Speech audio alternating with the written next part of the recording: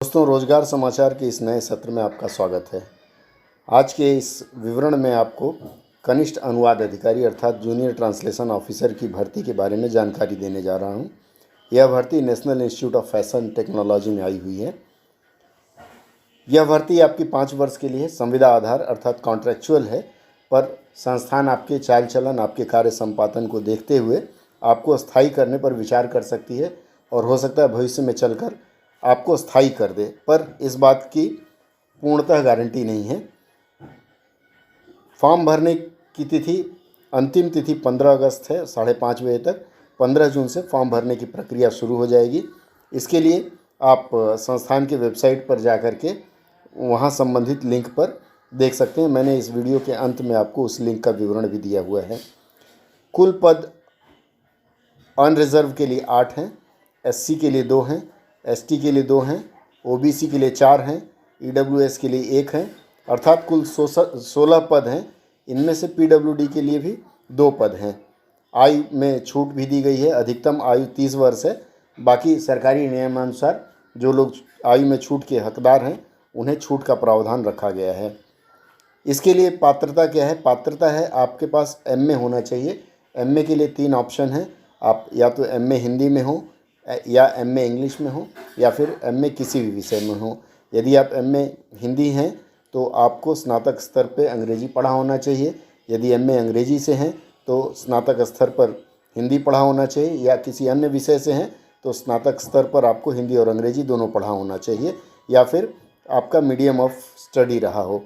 इसके अलावा आपको साथ में एक प्रमाण पत्र भी आपके पास होना चाहिए, पीजीडीटी हो या फिर अनुवाद के ऊपर कोई डिप्लोमा हो। उसके बाद इसके नियुक्ति स्थल क्या क्या हैं? बेंगलुरु, भोपाल, भुवनेश्वर, चेन्नई, गांधीनगर, हैदराबाद, जोधपुर, कांगड़ा, कन्नूर, कोलकाता, नई दिल्ली, पटना, रायबरेली, शिलांग। और चूंकि इसका मुख्यालय भी नई दिल्ली में है, अर्थात नई दिल्ली में इसकी 2 शाखाएं हैं, तो मुख्यालय में भी अर्थात 2 जगह 2 पद नई दिल्ली में भरे जा सकते हैं। जो लोग नई दिल्ली के आसपास के हैं वो उसका चयन कर सकते हैं।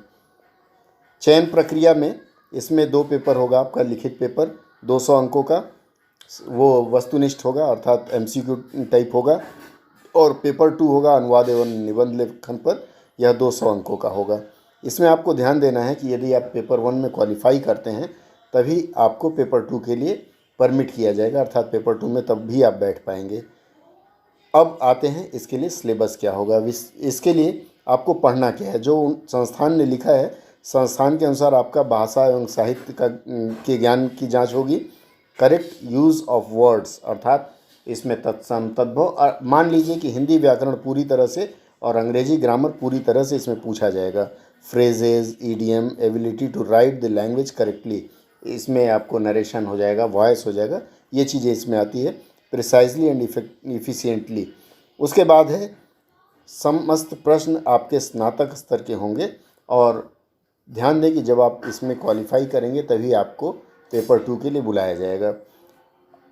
मूल रूप से यदि आप देखें तो ये जो लिखित परीक्षा है पेपर 1 की, वह स्टाफ सिलेक्शन कमीशन की परीक्षा के ऊपर ही आधारित होगी। और सबसे बड़ी बात है कि इसमें न तो गणित है, न तो रीजनिंग है, न कोई अन्य विषय है, केवल हिंदी और अंग्रेजी पूछा जाएगा। तो आप यदि चाहें तो इसमें क्वालिफाई कर सकते हैं। 15 तारीख में अधिक देरी नहीं है, यथाशीघ्र आप भरने का प्रयास करें। आवेदन का लिंक देखिए मैंने दिया हुआ है। आवेदन का लिंक है nift.ac.in। इसमें आप जाएंगे तो इसमें सारा विवरण मिल जाएगा। लिंक मैंने यहाँ दिया हुआ है। और आवेदन का लिंक 15 जून से खुलेगा। उसमें https://nift.ac.in/careers हैश करेंगे तो आपको वहाँ से फॉर्म भरने की प्रक्रिया मिल जाएगी। फॉर्म 11 बजे के बाद से 15 जून को भरा जाएगा। ढेरों शुभकामना। मेरे चैनल से जुड़े रहिए, आपको इसी प्रकार की अन्य जानकारियाँ समय समय पर मिलती रहेंगी।